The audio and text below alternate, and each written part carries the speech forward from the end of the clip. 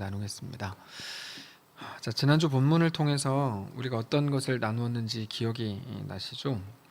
우리 앞에는 모든 게 보인다 말씀을 드렸습니다. 근데 그 속에 모든 것 속에 진짜와 가짜가 섞여 있다 이거죠. 중요한 것은 모든 것들 중에서 진짜와 가짜를 구별하는 게 중요합니다. 예를 들어서 사울 주변에 있던 사람들과 다윗 주변에 있던 사람들이 사실 똑같았습니다. 다르지 않은 사람들이었습니다. 다 비슷한 종류의 사람들이었고 다 거기서 거기였습니다. 사울과 다윗은 그렇게 볼 때 똑같은 말을 들었습니다. 근데 사울은 주변 사람들의 말을 듣고 그거에 따라서 움직였고, 다윗은 똑같은 소리가 들렸지만 그러나 하나님의 음성을 따르기로 결정을 합니다. 우리가 이 시대에, 같은 시대에 살아간다면 우리는 너무나 당연하게 똑같은 소리를 듣고 살아갈 수밖에 없습니다. 미디어에서 하는 소리, 매체에 나오는 소리, 똑같은 배움, 그리고 중고등학교, 하여튼 똑같은 시대에 살기 때문에 같은 소리를 듣습니다. 그러나 그 중에서 어떤 소리를 구별해서 무슨 선택을 하고 어떤 음성을 따르기로 결정할 것인가 하는 것이 굉장히 중요합니다. 결국에 사울과 다윗의 삶의 결과가 달라졌습니다. 물론 그들의 말년이 중요한 것은 아닙니다. 이 땅에서 일어난 일을 가지고 좋고 나쁨을 판단할 수는 없는 것이기 때문입니다. 부자로 살다가 죽었으니까 그는 복받은 거고, 가난하게 살다가 죽었으니까 저주받은 거다. 이거는 굉장히 어리석은 말입니다.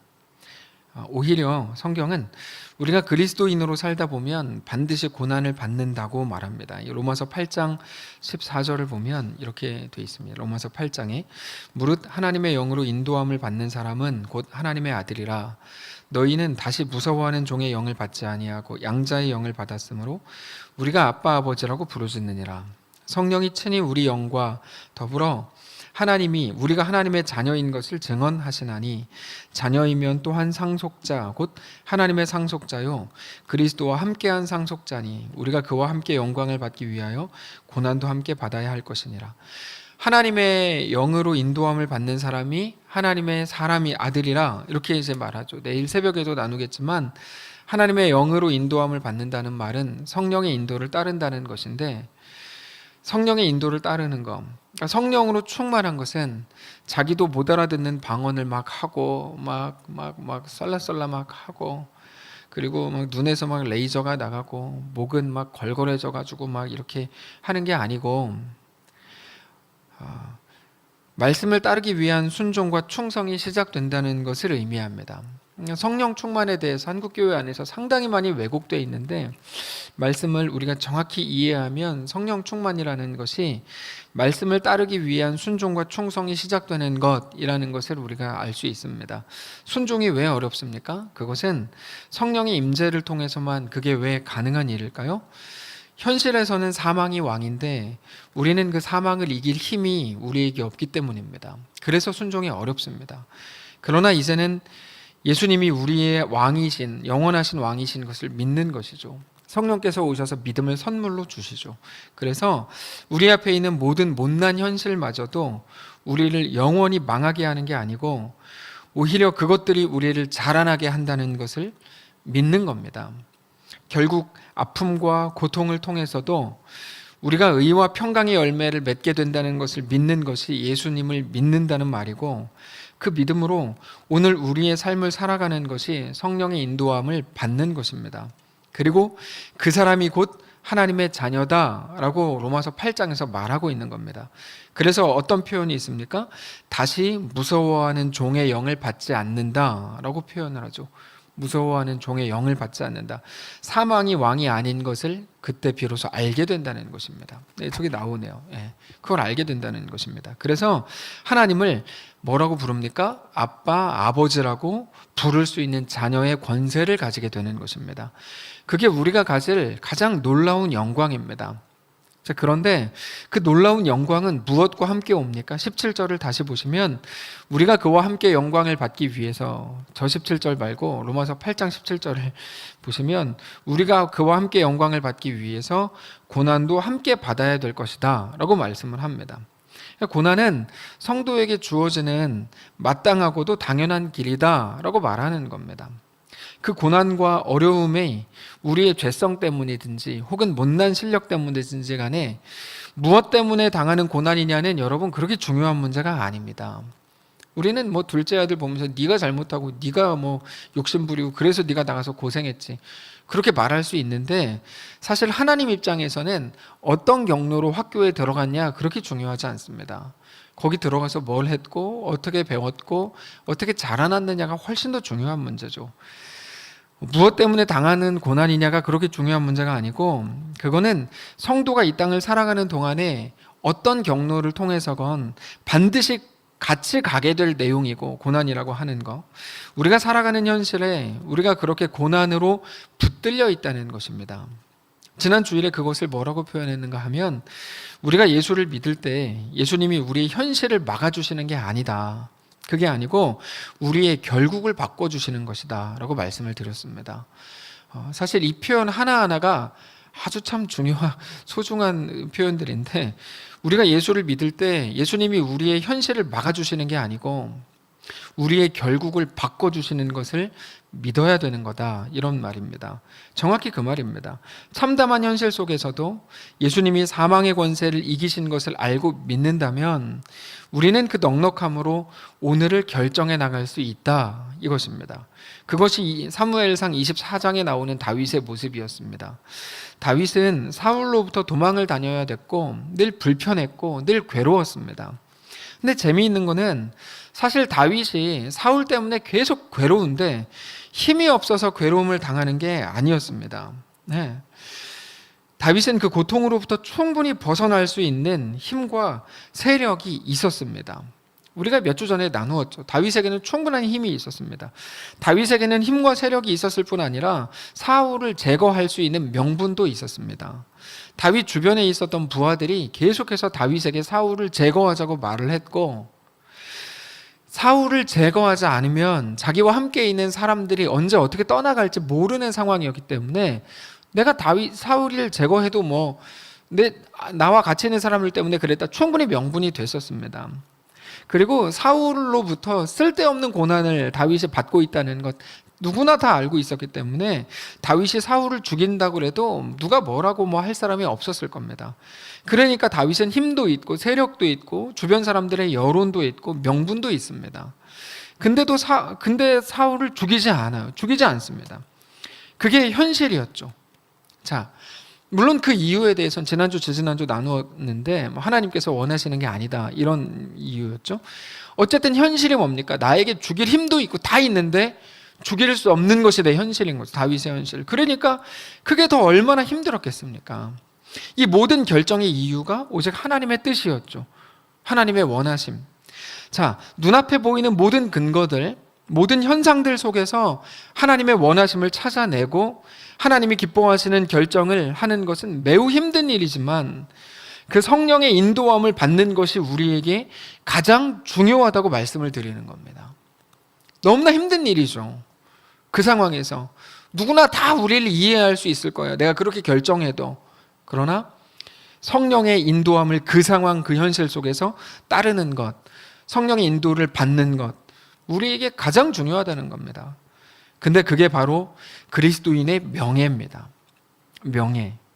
우리의 실력이 부족해서 어쩔 수 없이 당하는 고난이 아니고, 충분히 막을 수 있는데, 사울을 충분히 죽일 수 있는데 우리 하나님 때문에 그저 견디고 기다리는 거라면 우리는 그것을 성도의 명예라고 부른다는 겁니다. 성도의 명예. 인생은 아름다워라는 영화를 이제 아주 좋아하실 겁니다. 저도 너무너무 좋아해서 막 정말 수도 없이 봤는데, 그 영화는 크게 두 부분으로 나뉩니다. 앞부분은 유대인 남자 주인공이 이탈리아 여자를 사랑하고 이제 둘이 사랑에 빠져가지고 가정을 이루는 그런 내용이고, 뒷부분은 이제 2차 세계대전이 터져서 거기 수용소 안에서의 생활을 그린 그런 영화입니다. 그때 2차 세계대전 때문에 남편과 아이는 유대인이니까 이제 그런 이유로 수용소에 끌려갑니다. 근데 아내는 이탈리아 사람이었기 때문에 2차 세계대전은 독일, 이탈리아, 일본 이렇게 이제 벌인 거 아닙니까? 이탈리아 사람이니까 독일인이 유태인을 죽일 때 이탈리아 사람은 전혀 거기에 끌려갈 이유가 없죠. 같이 오히려 대우를 받는 상황입니다. 수용소에 갈 이유가 없습니다. 그런데 그 여자가 어떤 결정을 하냐면 남편과 아이를 위해서 스스로 수용소로 가는 기차에 올라탑니다. 아, 내 남편과 내 아이는 유대인이라 끌려갔어. 나는 이탈리아 사람이라서 안 끌려갔는데 어떻게, 그 사람들 불쌍해서 어떻게, 이렇게 가만히 있지 않았고, 그 여자는 자기는 안 가도 되지만 남편과 아이를 한 번이라도 더 만나기 위해서 자발적으로 기차에 올라탔다는 거죠. 그게 그녀가 가졌던 명예라는 거예요. 그게 이제 명예죠. 사울을 죽일 수 없어서, 못 죽여서 가만히 있는 것과 사울을 죽일 모든 명분과 힘을 가졌음에도 불구하고 하나님의 원하심이 아니기 때문에 죽이지 않는 것은 명예적 차원에서 완전히 이건 차원이 다른 것입니다. 그런데 우리는 우리 삶을 자꾸만 최소 방어전으로 살려고 하는 경향이 있습니다. 이게 이제 우리의 심각한 문제입니다. 딱 하라는 것까지만 합니다. 하라는 것까지만 해요. 헌신도 최소 방어전으로, 어떤 봉사, 어쩌면 우리 신앙의 모든 부분을 최소 방어전으로 해요. 모든 명예는 뭐 다 잃어버리고 아무것도 남아있는 게 없는 거예요. 그러다 보니까 늘 힘들죠. 수고하고 봉사하는 게 너무 귀찮고 힘들고 고생스럽다고 생각해요.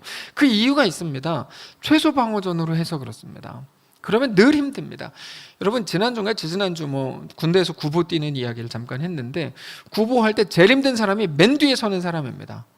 맨 뒤에 서는 사람은 제일 힘듭니다. 남들이 아마 군대 다녀오신 분들 다 아시는 걸 거예요.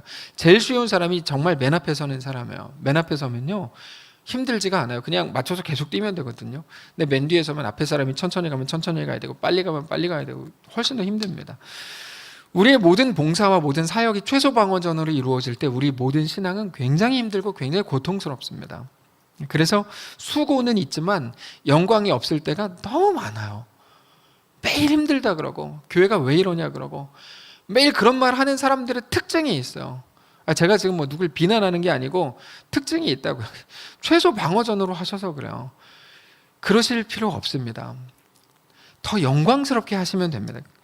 근데 우리 하나님이 그러셨다면 우리 예수님이 이 땅에 오시지도 않았을 겁니다. 근데 우리 예수님은 인간의 몸을 입고 이 땅에 오셨습니다. 그리고 우리를 위해서 기꺼이 십자가를 지고 죽으셨습니다. 그게 예수님의 영광이고 예수님의 명예입니다. 신약 성경을 쭉 읽어보시면 계속 그 내용이 나와요. 십자가의 죽으심이 예수 그리스도의 영광이었다. 계속 반복이 돼요. 명예와 영광은 최소 방어전에서 나타나는 게 아닙니다. 더 압도적이고 더 넉넉한 결정을 통해서 만들어지는 것입니다. 그리고 우리의 이 땅에서의 삶은 결국 그 싸움입니다. 눈에 보이는 대로만 말하고 그렇게 결정하려고 그런다면 누구나 그렇게 할 수 있을 것입니다. 내 생각에 옳은 대로 말하고 나에게 유익한 대로 결정하려고 그런다면 그게 뭐가 어렵겠습니까? 근데 우리 현실은 어쩌면 다른 것을 말하는데 오늘 하나님의 이끄심을 우리가 받아야 하는 거기 때문에 쉽지 않은 거죠. 근데 하나님이 우리에게 요구하시는 게 바로 그겁니다. 그리고 그것이 바로 예수님을 닮는 것이죠. 그래서 지난 본문에서 다윗은 예수님을 닮은 모습을 그렇게 보여준 겁니다. 죽일 수 있는데 죽이지 않았죠. 십자가를 지지 않아도 되는데 십자가를 지셨죠. 12영이나 더 되는 천군 천사를 불러와가지고 로마를 싹 다 죽여도 되는데 그렇게 하시지 않고 십자가의 길을 터벅터벅 걸으시고 거기 위에서 죽으시죠. 예수님을 따라가는 삶을 다윗이 보여줍니다. 자기가 괴롭지 않아서가 아니라 너무 괴로운데 그거를 이기고 넘어서는 것입니다. 오늘 본문을 보면 사울도 다윗의 그 모든 객관적인 상황에 대해서 어느 정도 잘 알고 있었습니다. 그래서 오늘 본문에서 이렇게 말합니다. 17절에서 다윗에게 이르되 나는 너를 학대하되 너는 나를 선대하니 너는 나보다 의롭도다. 너가 나 선대한 것을 오늘 나타냈나니 여호와께서 나를 너의 손에 넘기셨으나 너가 나를 죽이지 아니하였도다. 보라, 나는 너가 반드시 왕이 될 것을 알고 이스라엘 나라가 너의 손에 견고히 설 것을 아노니 그런즉 너는 내 후손을 끊지 아니하며 내 아버지의 집에서 내 이름을 멸하지 아니할 것을 이제 여호와의 이름으로 내게 맹세하라. 자, 사울은 분명히 알고 있었습니다. 지금 다윗에게 잡혀 죽기 싫어서 살아보려고 이렇게 아첨하는 말을 하는 게 아닙니다. 여러분, 저게 다윗과 사울이 지금 대화하는 것처럼 나오는데 그 거리가 상당히 멀리 떨어져 있었습니다. 지금으로서는 다윗이 사울을 죽일 방법이 없습니다. 그러니까 다윗이 아무리 싸움을 잘한다 그래도 사울이 굳이 다윗에게 죽지 않으려고 저렇게 아첨의 말을 할 필요가 없었다는 것이죠. 자, 자기가 다윗에게 죽지 않으려고 이 말을 하는 게 아니라면 뭘까요? 오늘 본문은 사울의 진심이었다는 거죠. 사울의 진심. 너는 나보다 의롭다. 너가 나를 죽일 수 있었는데 너는 나를 죽이지 않았다. 너가 왕이 될 거를 내가 잘 안다. 지금 내가 이렇게 살아있지만 네가 곧 왕이 되면 내 후손을 죽이지 말아다오. 이렇게 말하고 있는 거죠. 이게 사울의 진심이었습니다. 물론 조금 있으면 사울은 또다시 돌변해서 다윗을 죽이려고 달려듭니다. 그러나 그렇다고 해서 오늘 본문이 사울의 진심이 아닌 것은 아닙니다. 근데 중요한 건 이겁니다. 사울이 이 말을 왜 했을까 하는 거죠. 왜 했을까? 그리고 성경은 오늘 이 본문에서 이것을 왜 기록했을까? 이게 이제 중요한데 잘 생각해 보시기 바랍니다. 늘 사람들의 평가와 시선을 가장 중요한 것으로 생각하는 사울이 오늘 본문에 이 말을 왜 했겠냐고요.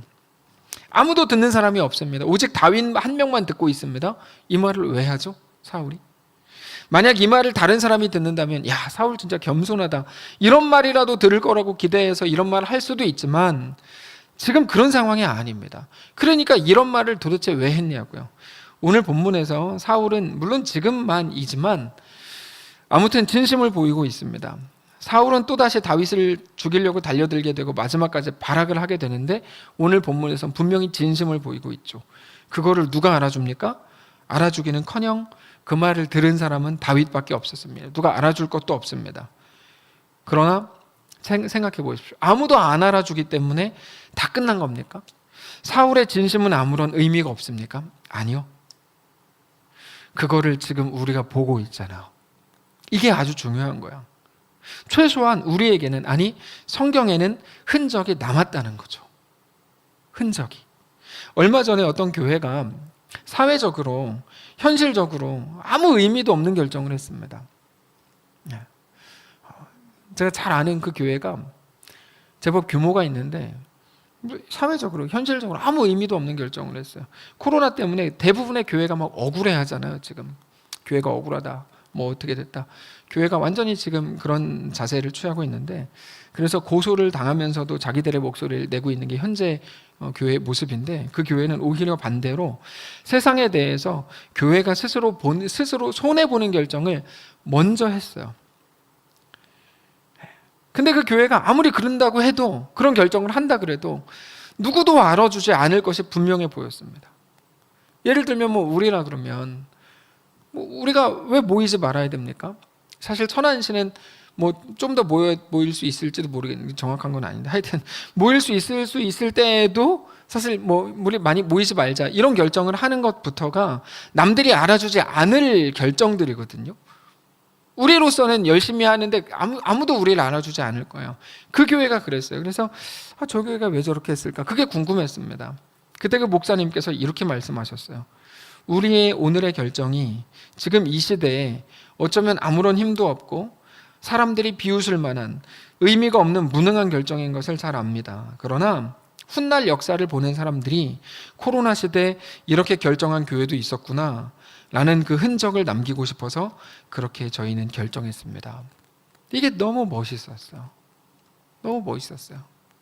물론 사람들이 알지 못하지만 우리 교회도 코로나 시대에 우리만 남길 수 있는 흔적들을 저는 많이 남기고 있다고 저는 확신합니다. 그게 중요한 거야. 그럼 우리는 알려야 되나요? 이렇게 계신 교회에서 이런 일도 합니다. 이렇게 훌륭합니다. 좀 알아주십시오. 그렇게 해야 되나요?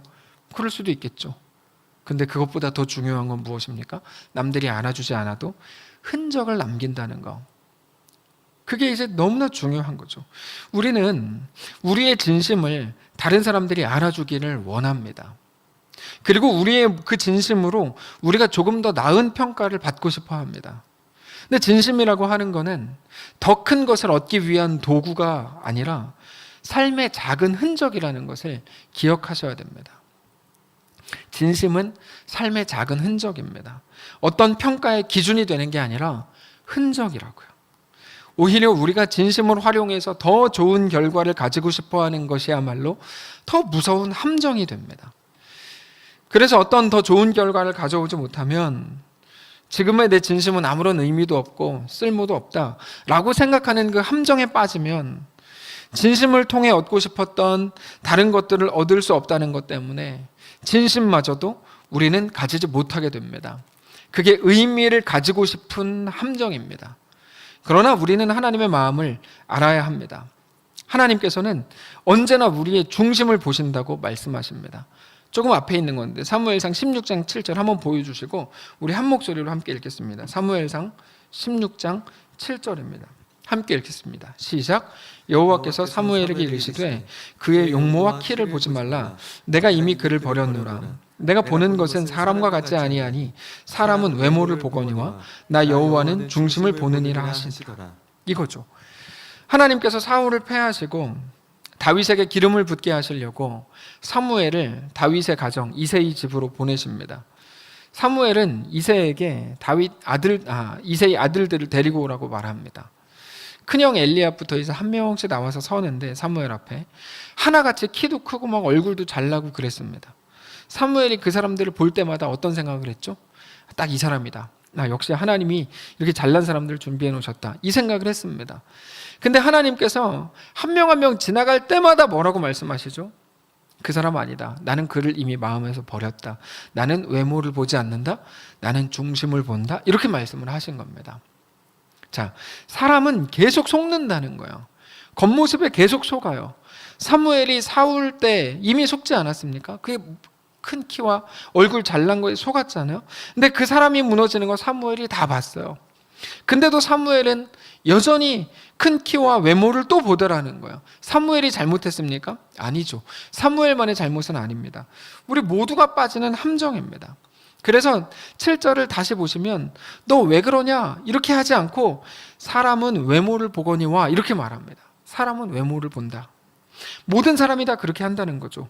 그러나 모두가 가는 그 방식으로 가지 말라는 겁니다. 모두가 하는 그 방식으로 모두가 가는 그 길로 가지 않아도 된다는 겁니다. 세상이 요구하고 강요하는 그 길로 가지 않아도 된다. 왜요? 나 여호와는 중심을 본다. 나는 네가 나를 따르기를 원한다. 이런 말씀이죠. 세상을 따르지 않고 하나님의 말씀을 따르는 것이 우리의 유일한 힘과 소망이 되기 때문이고 오직 주님이 우리의 길과 진리와 소망이 되시기 때문입니다. 그것을 오늘 본문이 말해주는 거죠. 말씀을 정리하겠습니다. 오늘 본문의 사울의 말은 많은 사람들에게 분명히 아쉬움을 주는 고백입니다. 조금 있으면 사울이 예전으로 곧 되돌아가기 때문입니다. 어떤 사람들은 얘기하겠죠. 저렇게 할 바에야 그냥 차라리 앞에서 그런 말이라도 하지 말지. 이렇게 생각하겠죠. 근데 우리는 그렇게 생각할 필요 없습니다. 그것은 그가 남긴 또 하나의 소중한 흔적이기 때문입니다. 하나님은 그 모습을 우리에게 보여주고 싶으신 겁니다. 이거는 사울이 말했던 사울의 흔적이다 이거죠. 하나님께서 오늘 우리에게도 세상을 따르지 않는 흔적 남기기를 요구하십니다. 무섭고 두려울 수도 있을 겁니다. 그러나 우리가 믿음을 가진다면 우리는 어쩌면 넉넉히 그 흔적을 만들어낼 수 있을 것입니다. 우리 교회도 그와 같아야 합니다. 모두가 힘들어하는 때 우리는 오히려 다른 누군가를 도울 수 있어야 하고 누구나 이해해 줄 만한 그런 일이라고 해도 우리는 오히려 더 적극적으로 힘써야 할 것입니다. 사랑하는 성도 여러분, 오늘 성령의 인도를 따르는 것이 어떻게 하는 것인지를 말씀을 통해 깊이 생각하시기를 바랍니다. 우리 참담한 현실 속에서도 사망을 이기신 예수님을 믿는 믿음으로 우리 인생과 운명의 모든 판세를 뒤집으신 우리 예수님을 믿는 믿음으로 우리 환경과 상황에서는 생각할 수조차 없었던 압도적인 헌신과 압도적인 드림과 압도적인 충성이 있게 되시기를 바랍니다. 누가 알아주지 않는다고요? 하나님은 중심을 보시고 우리가 흔적 남기기를 요구하신다는 것을 기억하셔야 됩니다. 누구도 잘했다고 말하지 않을 수도 있습니다. 재밌는 거 말씀드릴까요? 작년에 조금 크게 한 6, 7명 정도를 도운 적이 있습니다. 그때 감사하다고 연락받은 건 한 명이었습니다. 그 상황을 쭉 보면서 참 재미있었어요. 참 재밌다. 재밌다. 그러면서 오늘 말씀을 준비하는데 그때 그 일이 생각났어요. 누구도 잘했다고 말하지 않을 수 있습니다. 다만 그것은 우리 삶의 작은 흔적이 될 것입니다. 그게 매우 중요한 일인 거죠. 누구에게 잘했다 소리 듣는 것보다 훨씬 소중한 건 뭡니까? 흔적을 남겼다는 거죠. 그 흔적이 우리가 누구였는지를 하나님 앞에 기억되게 할 것입니다. 함께 찬양하고 기도하겠습니다. 원하고 바라고 기도합니다. 함께 찬양하겠습니다.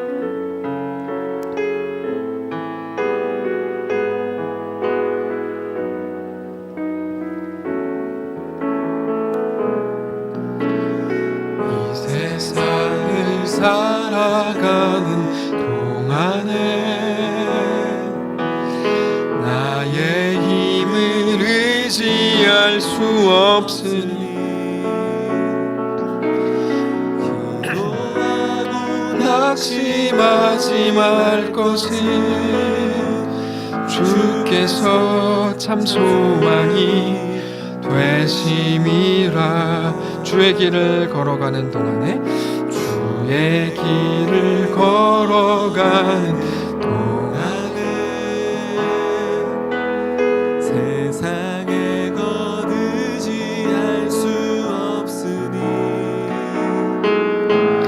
감사하고 낙심하지 말 것은 주께서 참 기쁨이 돼. 다시 한번 합시다. 이 세상을 살아가는 동안에 이 세상을 살아가는 동안에 나의 힘을 의지할 수 없으니 기도하고 낙심하지 말 것은 주께서 참 소망이 되심이라. 아멘. 주의 길을 걸어가는 동안에 주의 길을 걸어가는 동안에 세상의 것 의지할 수 없으니 감사하고 낙심하지 말 것은 주께서 참 기쁨이 되심이라. 하나님의 꿈이 나의 비전이 되고 예수님의 성품이 나의 인격이 되고 성령님의 권능이 나의 능력이 되길 원하고 바라고 기도합니다. 하나님의 꿈이 나의 비전이 되고 예수님의 성품이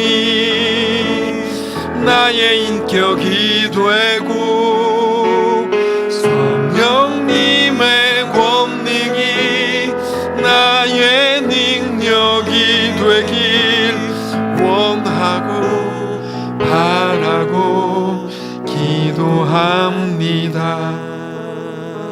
우리 이 시간에 다 같이 눈 감고 잠시 기도하기를 원합니다. 이 세상을 살아가는 동안에 나의 힘을 의지할 수 없으니 우리가 기도하고 그러나 낙심하지 말 것은 나의 어떠함에 대해 세상의 평가를 가지고 이렇다 저렇다 우리가 낙심하지 말 것은 오직 주님이 우리의 참 소망이 되심이라. 오직 주님만이 우리의 기쁨이 되시기 때문이라. 오늘 말씀을 기억하십시오. 하나님 우리에게 오늘 삶의 흔적 남기기를 원하십니다. 우리의 이름이 주보에 올라가지 않아도 우리 이름이 사람들의 입에 오르지 않아도 우리가 칭찬받지 못해도 괜찮다. 흔적을 남기기를 원한다. 그것으로 내가 누구였는지 하나님 앞에 기억될 것이기 때문이다. 묵상하면서 기도할 때 하나님 우리 삶의 모든 결정과 모든 충성과 모든 드림과 모든 헌신이 그 우리의 작은 흔적이 되어 하나님을 그렇게 따르고 주님과 믿음으로 동행하는 우리 오늘의 삶이 되게 하옵소서. 우리 현실을 넘어서는 놀라운 충성과 순종이 우리 삶에 넘치게 하옵소서. 조용히 묵상하면서 1, 2분 기도하겠습니다. 기도합시다. 거룩하신 하나님, 주님의 믿음을 바라보기를 원합니다. 주님의 서기를 원합니다. 하나님이 함께 하시고 붙드시옵소서. 하나님, 우리는 늘 서운하고 또 서럽고 왜 사람들이 나를 저렇게 평가할까 불만입니다. 네, 아니요, 나 여호와는 중심을 보느니라. 하나님 중심을 보신 하나님으로 인하여 오늘 만족하며 평안하며 주님만을 믿음으로 그렇게 바라볼 수 있도록 주님 인도해 주시옵소서. 하나님의 놀라운 은혜가, 하나님의 역사가 우리의 전부임을 깨닫게 하시고 그렇게 주님과 믿음으로 동행하는 귀한 사랑하는 성도들의 삶이 다 될 수 있도록 인도해 주시옵소서. 연약한 자들을 찾아가셔서 붙드시고 만지시고 은혜를 부으셔서 주님과 믿음으로 이 마지막 시대 압도적으로 살아가는 귀한 삶이 되게 하옵소서. 하나님, 우리가 오늘 예수 그리스도를 닮기를 원합니다.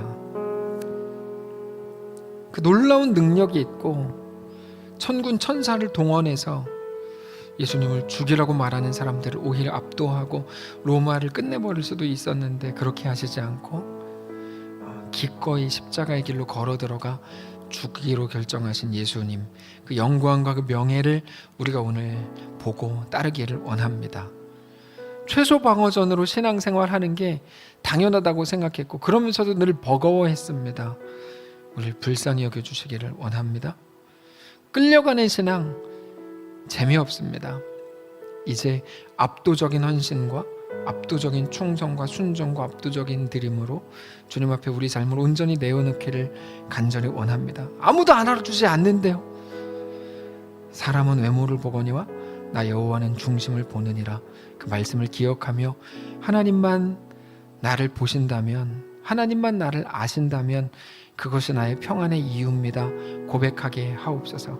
늘 서운했고 늘 억울했던 우리를 주님 불쌍히 여겨주시고 보듬어 주셔서 하나님 한 분 보며 다시 우리의 삶을 주님 앞에 다시금 내어놓고 전적으로 내어드리는 모든 성도를 되게 하옵소서.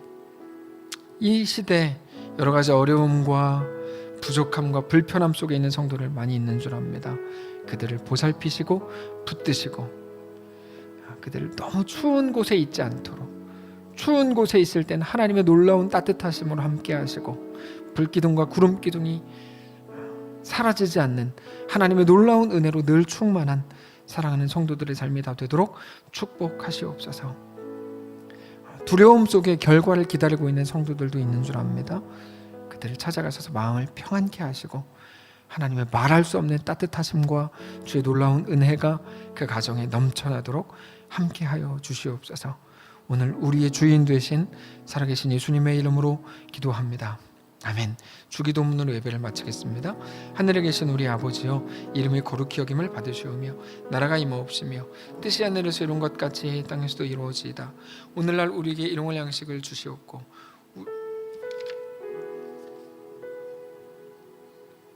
우리를 시험에 들게 하지 마옵시고 다만 악에서 구하옵소서.